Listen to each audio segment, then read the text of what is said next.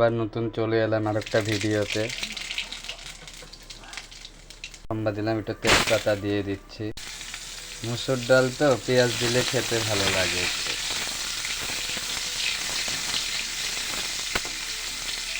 এই যে ডাল বল হয়ে গেছে। ডালটা অমিতা দিয়ে বানিয়েছি, একটা মুসুর ডাল অমিতা দিয়ে। গাইস, ডালটা আজকে অমিতা দিয়ে বানাইছি। ডাল ফুটছে, নামিয়ে করবো বেগুন ভাজা। স্বাদ মতো নিমক, হলদি, একটু চিনি দিয়ে দিয়েছি।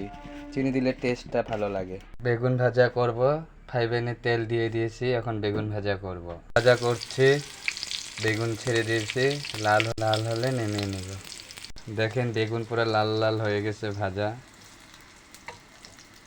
এখন এটাকে নামিয়ে নেব। এটা আবার আগের মতন ভেজে নেব। এটাও করবো আজকে।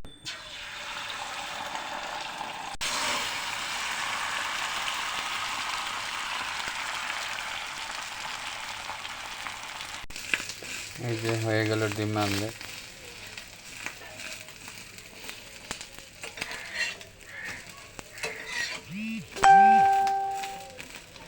সে পরিবেশন করব এখন। এই যে থালে রান্না কমপ্লিট। ভিডিওটা ভালো লাগলে নিশ্চয়ই পাশে থাইকো, একটু লাইক কমেন্ট কইরো। তোমাদের সাপোর্টের খুব দরকার আমার। প্লিজ একটু লাইক কমেন্ট কইরো। সাদা ভাত, ডিম আমলেট, ডাল অমিতা দিয়ে, লেবু এক টুকরা নিয়ে নিয়েছি, আর এই যে বেগুন ভাজা। ভিডিওটা ভালো লাগলে লাইক করো।